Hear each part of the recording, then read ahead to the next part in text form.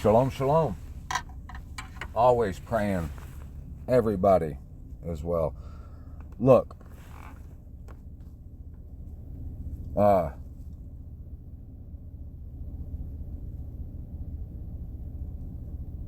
do you realize that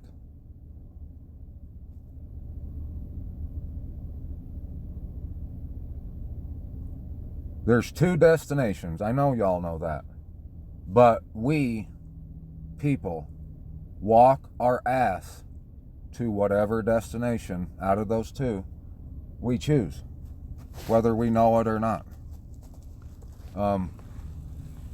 People say, how could there be a God so mean to put people in hell? Look, this is why it's broken down into the group of the proud and the group of the not proud. And the reason you can't come if you're proud, it's not because he's going to look at you and say, you're proud, you're not coming. He's going to say, you were too proud to want to come because you thought you knew better. I give this analogy all the time. It's like Abba is a bus driver and everyone is wanting to take the bus to a certain place where it's great. And he says, because he's the bus driver, as he's dropping us off in a hellhole, he says, I'll be back at this time at this place. Be there, because it's the only time I'll be picking people up. The humble people, go, because that's what he told them. The proud people say things like, oh, he ain't gonna be there at that time. No, I know where the drive he's coming from, and yeah, I've drove that road so many times. He won't be here. He'll never make it. So I'm going at this time. And they're gonna show up when the bus done left, looking like a damn idiot. But won't those people cry and beg that is all they get, that they can have a do-over, right? That'll be at the gnashing of teeth, because they think that they know when he'll be there to pick them up, and they go there, and the rude awakening that he done came and went, and there's nothing you can do about it now. And if you wouldn't have been such a proud dumbass, you could have came. So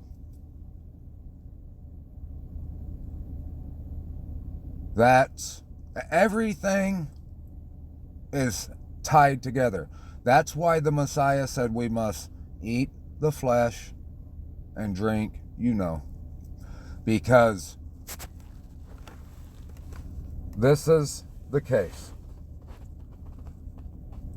Have you ever had someone call you or come to you and just genuinely be concerned about you and offer a hand, not to get armed with juicy information about you so they can talk shit about you like the whole world does. If they're telling you what they heard you did and asking if you did what some people said you did, are they gonna say, well, screw them people, I'll help you. What do you need me to do? Is there anything I can do for you? I love you. Yeah, right. I've never had that. I mean, maybe you have. I'm sure it happens, but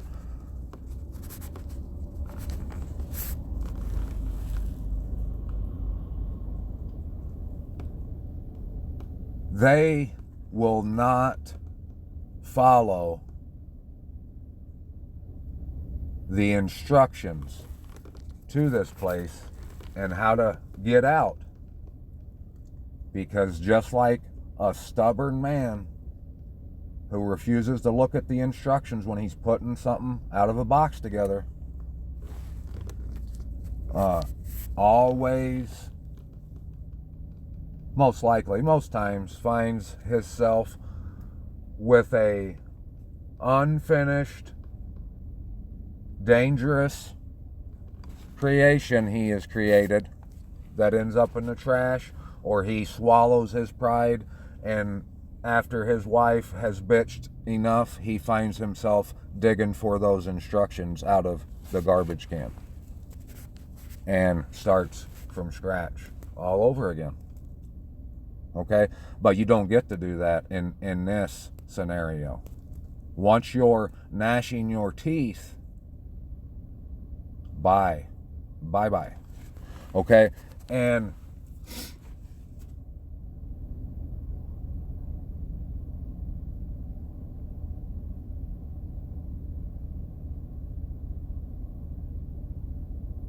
it's just like the clay. You got to let him guide you, direct you, you know? And if you add to those instructions in any way, it's not that you're going to be punished because how dare you do that to the word. It's you will, you'll make mistakes. You'll go the wrong way. It won't be the way it needs to be. Okay? That is what it takes to overcome the world. The majority of the people refuse instruction because they don't want to be talked about. They don't want to look like an idiot, which is funny because it's the other way around, and it only adds insult to their injury who refuse sound instructions and think that they know what the afterlife is. They know they'll come back as a butterfly. They know these things. But everyone has the date and time to get picked up by the bus. The purely humble are understanding enough that they can say or do nothing to make that bus driver show up anywhere other than he says or at a time that he says. They know if they want to get taken on that bus, they will get their ass to that spot at that time. That's it. And that is how you overcome the world. Because the lust of money and what people will think about you, the reason you don't want to drive around in a 20-year-old car that runs fine, because everyone else has new ones and they're all laughing and talking shit about you. And you don't want that to happen anymore. And you know they talk crap about you, and you still kiss their ass if you're not talking crap about them, so they'll like you. But you know damn well they don't give a crap about you. Because if you don't satisfy what they need for their status, you already know. I don't have to remind you. But the way out is to know we know nothing. We can't put our flavor on what happened in Scripture. The biggest example of that I can tell you right now is the doctrine that is so important to people about the Messiah and Abba being the same person, okay? But there's nowhere in Scripture where we see that. One spot it says that the Messiah said, when they asked what he looked like, Father, he said, I and the Father are one. Okay? And for simpletons who want to twist their own roller coaster ride to death and destruction, and can't understand what was said right there, they are why Scripture's written in parable. Because, just like I just said, those who think they know better than the bus driver who knows when he'll be at that spot and what day, they think they know better, and there's no way you could. But people, because they want to be seen or heard, they want you to think they know better, which is dumb, right? Those people who Abba or anyone wouldn't want around anyway, by those prideful actions, they will march their own asses away from those who hate pride. They have no problem with admitting that they don't know something about something they could know nothing about.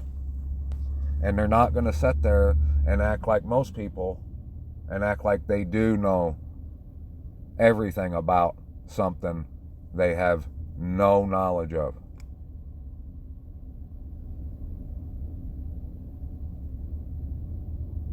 Those people will make it because they'll be at the right spot at the right time.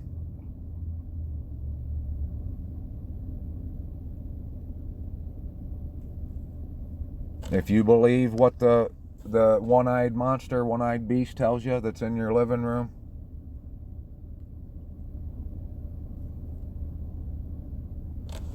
you're on the wrong side. If you watch it and you can say and not get offended when someone else says, man, that's bullshit right there. If you aren't someone who says, no, they wouldn't lie. Why would they do that? Those people who are still way back there, man, they're way back. They're going to show up a month later to where the bus driver said to be.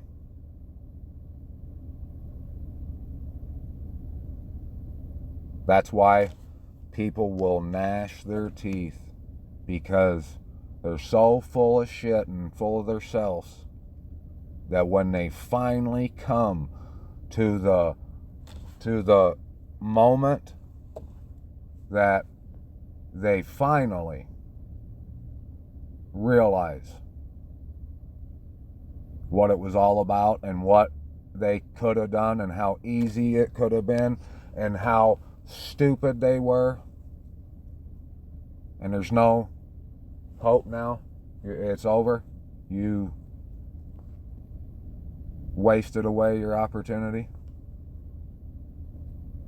But because you wanted a bunch of people that talk shit about you and would stab you in the back every opportunity they can find, you wasted your opportunity so you could be social with people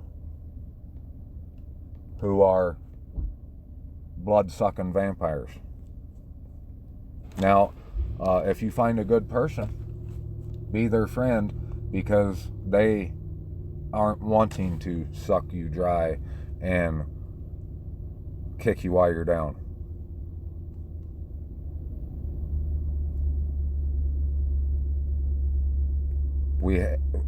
And what we need to understand, those of us who are naturally humble because we are born with the Ruach within our genes already, we are the seed of the woman, okay? Those of us who are the seed of the woman, we still can walk to destruction. And what would get someone that is humble to the place of destruction?